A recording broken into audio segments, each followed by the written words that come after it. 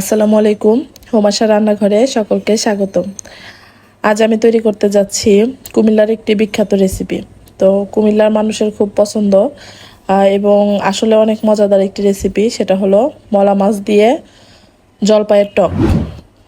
তো চলুন শুরু করি। তো প্রথমে আমি মলা মাছ নিয়েছি, মলা মাছগুলোর মাথা কেটে নিয়েছি। না, মলা মাছের মাথাগুলো কিন্তু একটু তেতো লাগে। তো তারপরে আমি এখানে জলপাই নিয়েছি 10-12টা। জলপাইগুলো আমি দুই পাশ থেকে কেটে এভাবে ছোট করে কেটে নিয়েছি। তো জলপাই বিচিগুলো আমি এখানে রাখিনি, দুই একটা রেখেছি, আর বেশিরভাগগুলোই শুধু জলপাইয়ের। তো এখন আমি একটা ফ্রাই প্যান নিয়ে নিয়েছি। এখানে আমি 1/3 কাপ পরিমাণ পেঁয়াজ কুচি দিয়ে দিলাম, আর দিয়ে দিলাম 3-4 ফালি কাঁচামরিচ।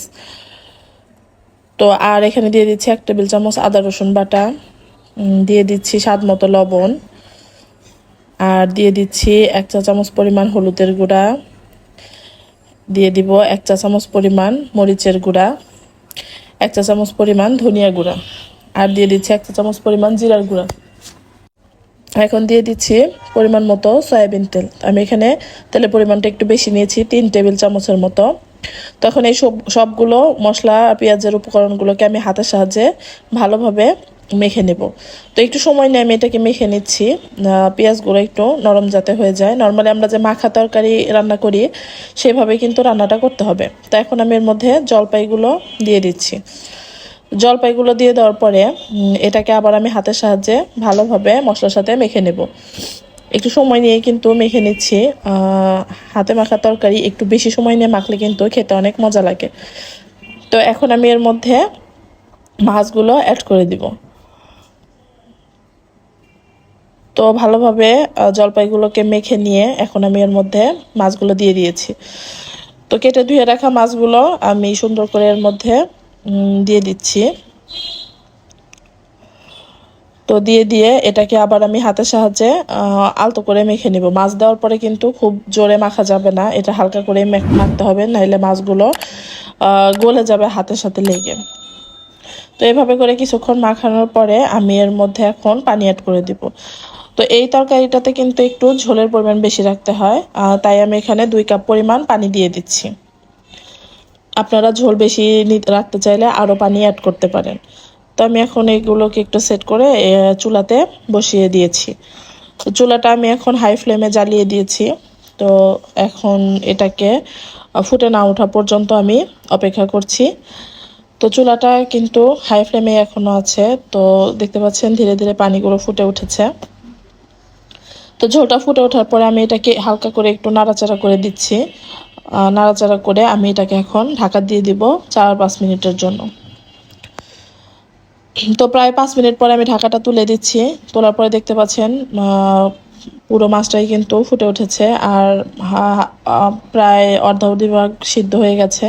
তো আমি এটাকে আবার একটু নাড়াচাড়া করে এখানে আমি একটু লবণটা দেখে নিয়েছি, যেহেতু আমি এখানে জলপাই দিয়েছি।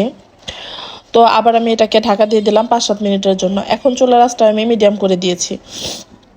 5-7 মিনিট পর আমি ঢাকনাটাকে আবার তুলে নিলাম। তো চুলার আঁচটা কিন্তু এই পর্যায়ে আমি এখন মিডিয়ামে রেখেছি, যাতে এটা তাড়াতাড়ি সিদ্ধ হয়। তো এখন এটাকে আমি আবার কিন্তু একটু নাড়াচাড়া করে দিয়েছি, দিয়ে এর মধ্যে আমি এখন অল্প পরিমাণ ধনেপাতা কুচি অ্যাড করে দিচ্ছি। ধনেপাতা এখানে বেশি দেওয়া যাবে না, তাহলে ধনেপাতার ফ্লেভারটা বেশি আসবে। এখানে আমি অল্প ধনেপাতা দিচ্ছি, যাতে অল্প একটু ফ্লেভার আসে আর খেতে ভালো লাগে। তো ধনেপাতাগুলো চারদিক ছড়িয়ে দিয়ে আমি এটাকে আবার একটু ঢেকে দিব। এখানে আমি আবার 4-5 মিনিটের জন্য ঢাকা দিয়ে দিয়েছি। তো ঢাকাটা তোলার পর দেখতে পাচ্ছেন পানিটা কিন্তু অনেকটাই কম হয়ে গেছে। তো আমি আবার একটু নাড়াচাড়া করে দিচ্ছি। এই তরকারিটার কিন্তু ঝোলটাই মানুষ বেশি খায়, তাই এটাকে ঝোলঝোলি রাখছি। তো জলপাইগুলো সিদ্ধ হয়ে গেছে, আর মাছটা আগেই সিদ্ধ হয়ে গেছে। তো আমি এখন এটাকে নাড়াচাড়া করে কিছুক্ষণ রেখে দিব, আর ঢেকে দিব না।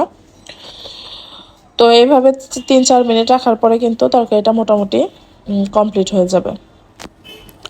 তো দেখতে পাচ্ছেন তরকারিগুলো ধীরে ধীরে ফুটে উঠছে, আর এখানে চুলার আঁচটাও মিডিয়ামই আছে, নাহলে ঝোলগুলো বেশি তাড়াতাড়ি শুকিয়ে যাবে। তো আমি এখানে ঝোল রাখবো দেখে মিডিয়াম করে রেখেছি, সিদ্ধ পারফেক্টলি হবে, আর এদিকে ঝোলগুলো তাড়াতাড়ি শুকাবে না। তো তো প্রায় 5 মিনিট পরে দেখতে পাচ্ছেন আমার তরকারিটা কিন্তু প্রায় হয়ে গেছে। এখন আমি এটাকে চুলা থেকে নামিয়ে নিচ্ছি। তো চুলা থেকে নামিয়ে এটাকে আমি একটা বাটিতে বেড়ে দিব। তো দেখতেই পাচ্ছেন নামানোর পরে ঝোলটাও কিন্তু অনেকটাই আছে। এটা কিন্তু শুকানো যাবে না, তাইলে খেতে অতটা মজা লাগবে না। তো এভাবে আমি এটাকে বাটিতে বেড়ে নিচ্ছি। দেখতেই পাচ্ছেন তো একটু ঝোল ঝোল হয়েছে। তো আজকের এই রান্নাটা কেমন লাগলো আপনাদের, রান্না করে অবশ্যই দেখবেন আর খেয়ে আমাকে কমেন্ট করে জানাবেন যে আপনাদের কাছে কেমন লেগেছে।